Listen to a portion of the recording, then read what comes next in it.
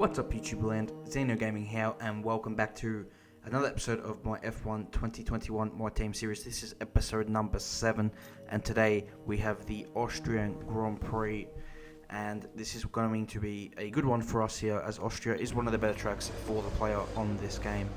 And you can see there straight away we have some new developments for the car, but now we're also going to deal with, last time out we had that engine failure, so there you can see the second ICE unit is no longer available as it failed, so we're going to have to put in the third ICE. We're also taking out new gearbox as per the rules every 6 Grand Prix, also a new event gearbox. But now we're going to jump straight here into qualifying, and this is our first run. We're on a medium compound tour. Just see what our pace is like on the medium. Same thing I did in Montreal, and considering this is a better circuit for the player, I thought I'd test out the medium, and we don't go very quick here. On the first lap, you can see here we're massively improving 7 to 8 tenths on this second lap, and this should jump us up a little bit. It jumps us, you got the two Haas's there, and it jumps us ahead of both of those guys, but look, we're still slower than Lundgaard, and we're 3 tenths slower than Kimi Räikkönen. So here is our next and final lap of the session, and this is going to be to get into Q2. So coming here into turn 1, braking back down to 4th gear, and we got that done really nicely on the power, but wasn't the best run compared to the medium compound lap. Braking now here into turn 3, just after the 100 meter board, back down to 2nd, but we're in a very deep there, very deep, and unfortunate we've lost, you know, a good 2 tenths there, probably a tenth and a half really actually, because it was pretty even compared to the last lap. Now coming here into turn 4, third gear, getting the nose in and getting nice and early on the throttle. We're gaining some time there, and now coming here into the 2 left-handers on the track, and 5th gear for both of them, and trying to carry as much speed through these 2 corners as possible. Very important for the lap. And now we're a little bit up here, and we're going to just throw the car into the last 2 corners here to try and gain time. There, 7th gear for the first one, throw it in there, 5th gear for the final corner, and we do gain a bit of time, but we're only 2 tenths clear here. Will that be enough to get us through to Q2? I'm not sure. It's 2 tenths better. Valtteri Bottas tops Q1 here with Verstappen 2nd and Hamilton 3rd. But as we scroll down the page, unfortunately, we've been knocked out of Q1 with Räikkönen there 2 tenths quicker, and we qualify at 17th. So a better first half of the lap would have probably seen us in Q2. A very, very poor lap on my soft tyre run there, and that's really unfortunate. And Räikkönen out-qualifies us once again in our rivalry, and this is now most likely, after the French result, looking like he's going to win this, unfortunately. So yeah, a bit of a shame, but it is what it is, and we're starting 17th. It's not the best. I think we could have been a little bit higher on the grid, but well. We'll now hand it over to David Croft for the introduction to the race. Good afternoon and welcome to Spielberg, and to a circuit that in one form or another has held every Austrian Grand Prix in the championship, except the very first back in 1964. It was at this race that John Watson lost a bet and his beard when he took Team Penske's only F1 victory in 1976. If anything, the stakes are even higher today, with 25 points available for victory and a crucial advantage in the championship fight. The Spielberg circuit then is situated 700 metres above sea level, with just 10 corners making up one of the shortest laps of the season. One time around here is a distance of 2.6 miles, with the best overtaking chances into turn 1 or the tight uphill turn 3. Joining us today to oversee all the thrills and spills, it's Anthony Davidson. And great to see you. How are you feeling about the race today, and how are the circuit conditions from what you've seen? Well, the surface looks clean enough, but I'm a little bit worried about the track temperature. It's pretty cool out there, which could give some teams difficulties when it comes to keeping their tyres in the right operating window. The cars out there that work their tyres hard and really put a lot of energy through them, they'll be the ones that are better off.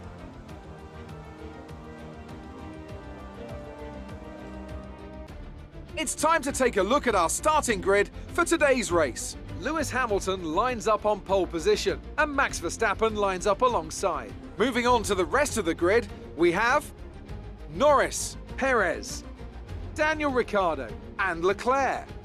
Bottas, they've taken a grid penalty. Fernando Alonso, Vettel and Esteban Ocon. Sainz, they'll be starting further back after an earlier grid penalty. Stroll, Pierre Gasly and Raikkonen. Giovinazzi, Jackson, George Russell and Mick Schumacher. Lundgaard, Tsunoda, they've taken a grid penalty. Latifi and Nikita Mazepin. It's almost time for those 5 red lights to go out. Then let's see who can prevail today. So that's the grid for this Grand Prix. We've moved up a place, which is lovely. And you can see it's going to be a soft to medium race. But we're actually going to start on the medium compound tyre here and then go and finish on a soft so we can be faster at the end of the Grand Prix. So I think that's a really, really good strategy. What doesn't help this strategy if there's like an early safety car around like lap 10. So we'll see how that all unfolds. We're planned here to go to lap number 20. And I think we have a very good chance of scoring points today. I think with the strength of the compared to the AI around this track of the player, and also just the general confidence of my pace around this track, I think we have a real chance of points today. So without further ado, we will now move here to the start of this Austrian Grand Prix. So we got Russell and myself are both on mediums, but then looks like everybody else around us are on a soft compound tyre. So interesting strategies already between myself and Russell. The 2 Alphas, our main rivals here today, on a soft tyre. So here we go, the 5 red lights. And let's go here in Austria, and we get a really, really good start.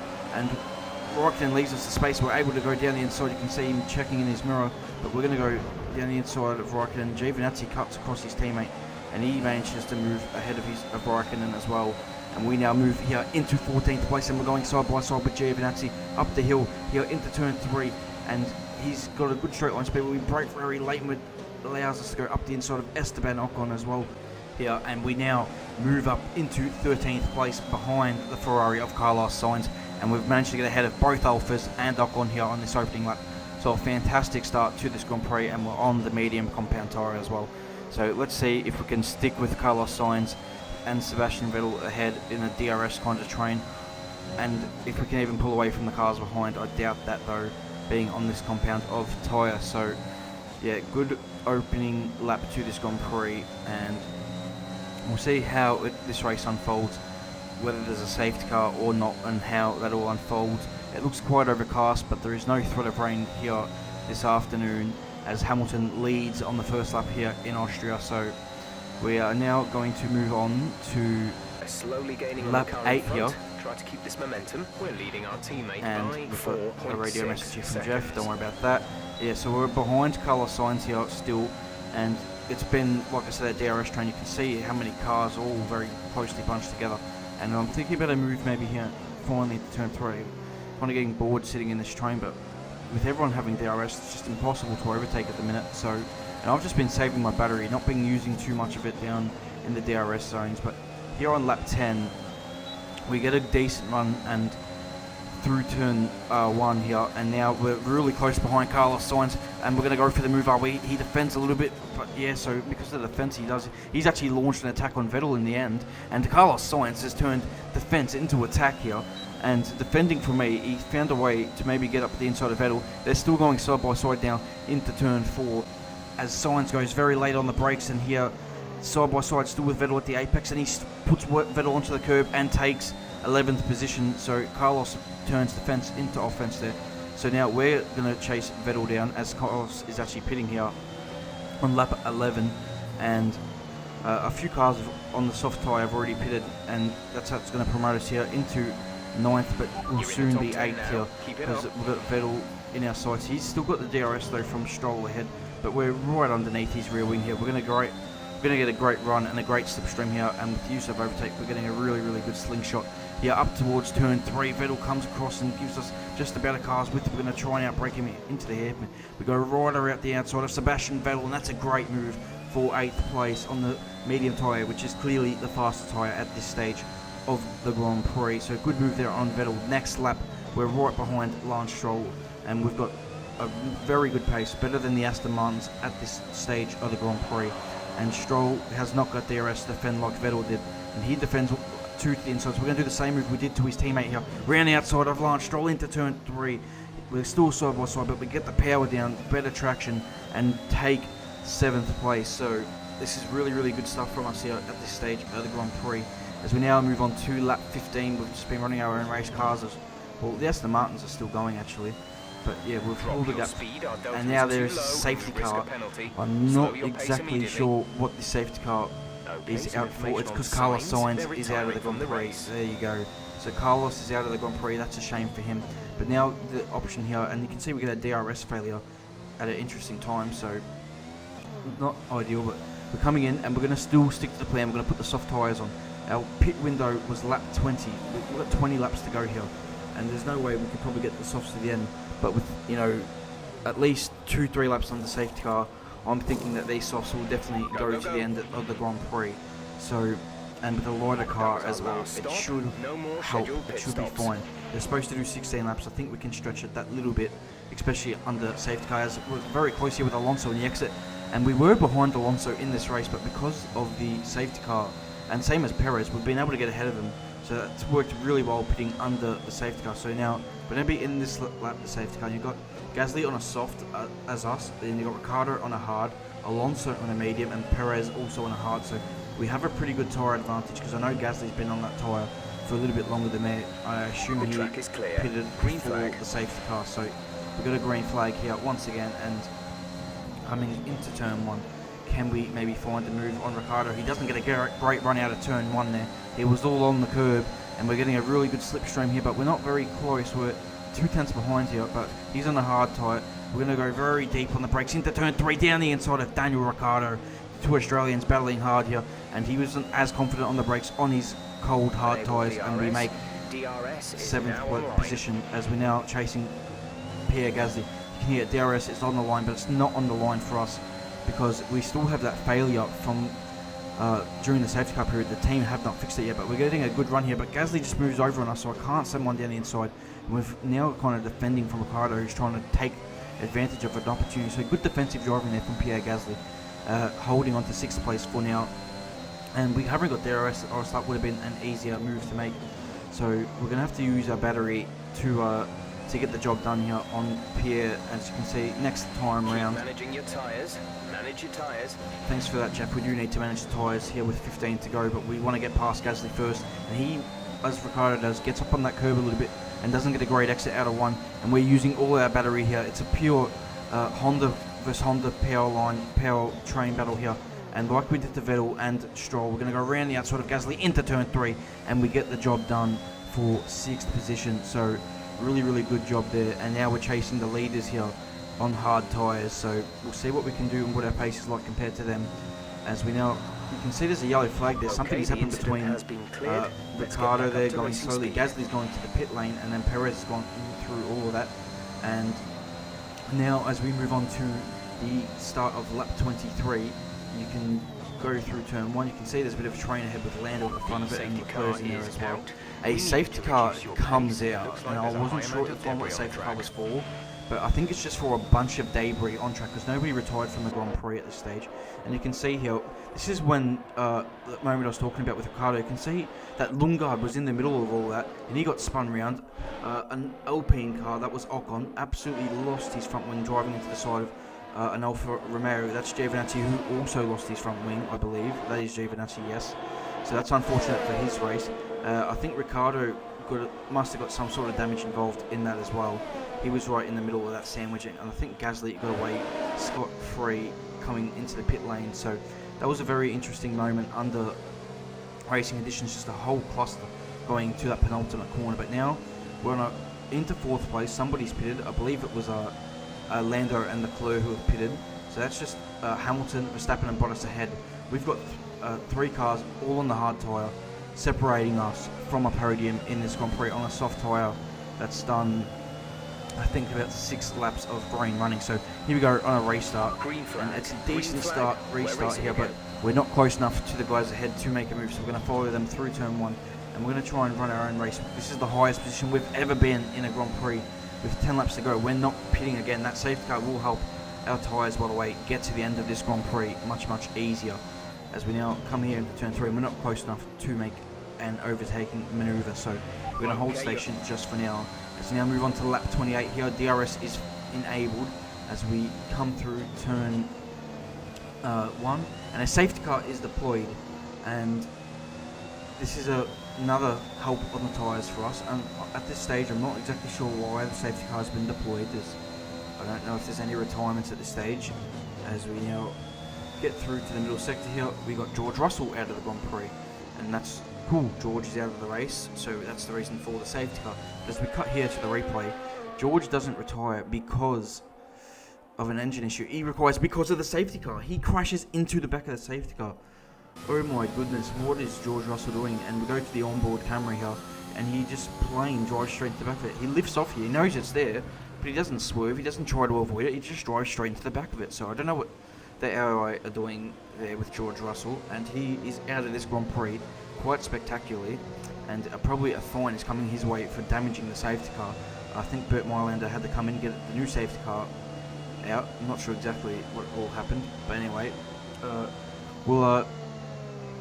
safety car's in this lap at the end of lap 30. The tyres are getting, once again, another reprieve, and we're going to go again here, but this time we get a super restart compared to the guys on hard tyres that just going to struggle that a little bit more worn with their tyre warm-up. We're going to go down the inside of Valtteri Bottas into turn 1, and we're going to push him wide here, and we're going to get the job done here into turn 1.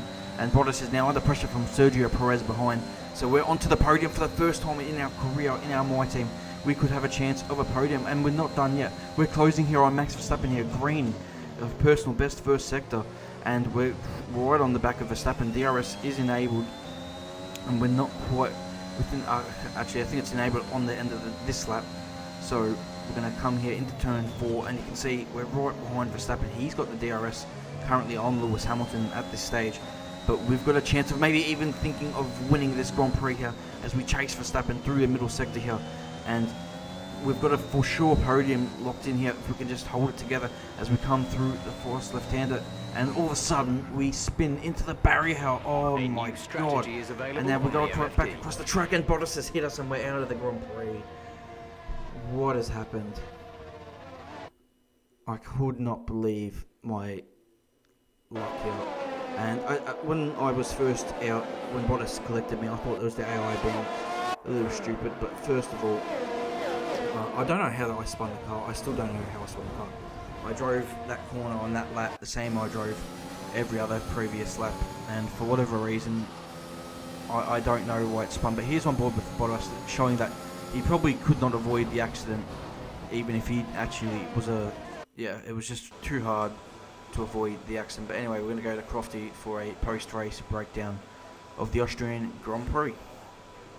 Team effort to secure victory here in the Styrian Alps.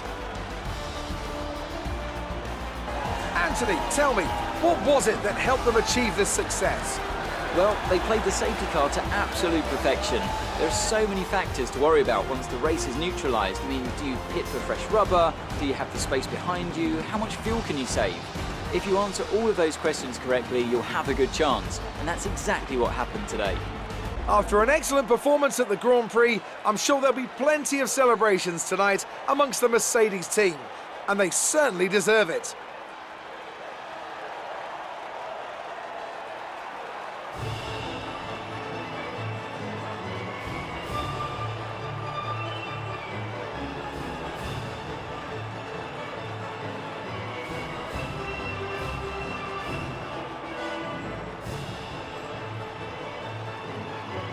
Let's have a quick look at how the driver standings have changed. It's a great result for Lewis Hamilton, who moves further ahead at the top of the table. Some amazing talent out on the track today, but Anthony, who would you pick as your driver of the day? Yuki Tsunoda gets my vote today.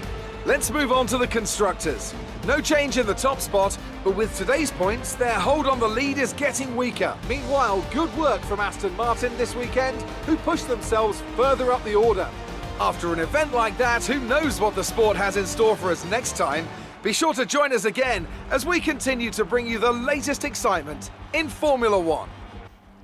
So that is the Austrian Grand Prix, everybody, today, and unfortunately for us, It's going to be a second straight retirement on the trot.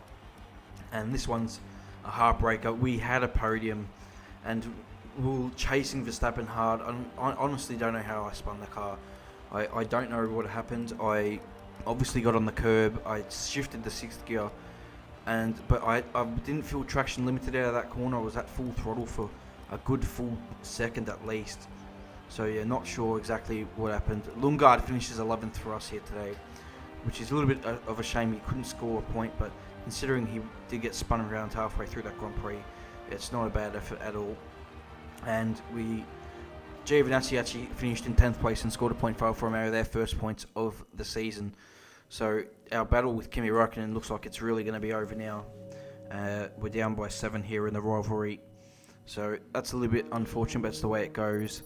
And a good result for Lundgaard to finish 11th at least. As we now come post-race here, and we're going to make an upgrade here to a rear wing upper flap. And that will hopefully give us some more rear downforce, which is what I'm looking to develop this car in the direction for that rear stability, which I like a lot in my driving style personally. So simulating through here now, and you can see we've got a few things coming through, but unfortunately we had this durability part fail on us, so we're going to have to redevelop that, and we do, so that's all very well and good. So next up we have the British Grand Prix, and looking forward to this one. I do really like the Silverstone circuit, so it's a very strong track for the AI though, so it's going to be very difficult to score any points. We should have scored a boatload of points here that would have put us right in the fight. Unfortunately, I bottled it here today, so apologies for that, as we've got a few developments coming through in the car, still quite a bit, as we're going to have a quick look here at the performance graph. You can see how many developments we've got there quickly in a snapshot, but we're very close with Alfa Romeo still, Alpine are just a little bit ahead, Aston Martin as well. They're kind of all very, very close, and then AlphaTauri are a little bit further ahead, and then Ferrari and McLaren in terms of the front of the midfield are quite further ahead. Their points, but the midfield battle was really a bit AlphaTauri at the front, with then those other teams following and we're right at the back of the midfield at the minute. So hopefully we can get up into the midfield. But anyway, guys, I hope you all enjoyed this episode here today. Please leave a like on this video, would appreciate it a lot. Subscribe to the channel for more content, and leave your feedback down in the comments section below. Until my next video at the Silverstone Grand Prix, I'll see you then. Till then, goodbye.